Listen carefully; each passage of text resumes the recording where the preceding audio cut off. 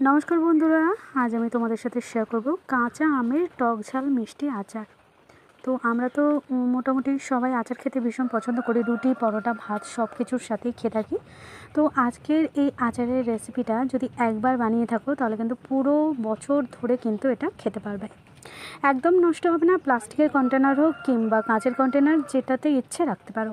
তো তার জন্য দেখো এখানে আমি আম নিয়েছি, একটু আঁটি বসে গেছে আমটা আমি খোসা সমেত ভালো করে ধুয়ে রেখে আমি তারপরের দিন আমটা ভালো করে মুছে নিয়ে কেটে নিয়েছি, আর একদিন আমি আমটাকে একটু শুকিয়ে নিয়েছি। এতে কি হবে, আচারটা কিন্তু অনেক দিন লাস্টিং করবে। এবার আমি দেখো একটা কড়াই বসিয়ে দিয়েছি, কড়াইয়ের মধ্যে দিয়ে দিচ্ছি প্রায় 10টা থেকে 12টা মতো শুকনো লঙ্কা, দিয়ে দিচ্ছি 2 টেবিল চামচের মতো এখানে 5 ফোড়ন। এবার আমি এর মধ্যে দিয়ে দিচ্ছি 1 টেবিল চামচের একটু কম এখানে আছে গোটা গোলমরিচ। এবার এর মধ্যে দিয়ে দিচ্ছি 1 টেবিল চামচের একটু কম আছে এখানে মেথি, দিয়ে দিচ্ছি ধনিয়া, গোটা ধনিয়া 2 টেবিল চামচের মতো। আর এবার আমি সবশেষে দিয়ে দিচ্ছি তেজপাতা।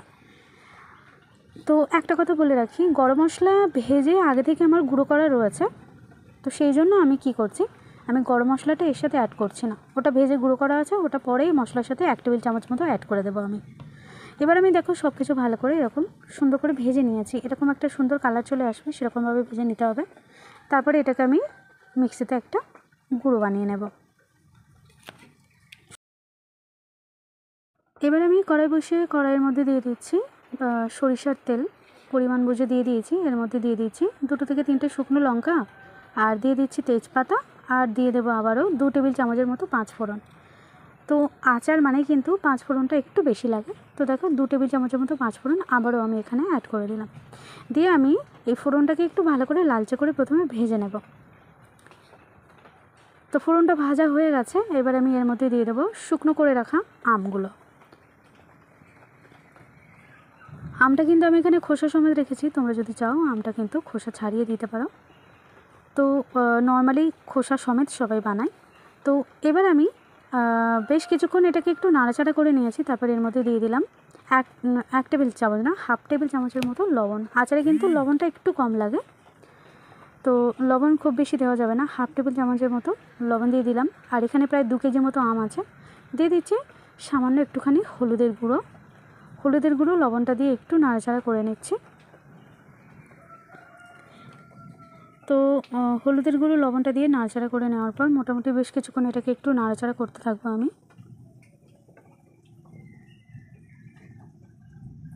তো প্রায় 3-4 মিনিট মতো নাড়াচাড়া করে নিয়েছি, তারপর আমি এর মধ্যে দিয়ে দিচ্ছি 700 গ্রামের মতো চিনি।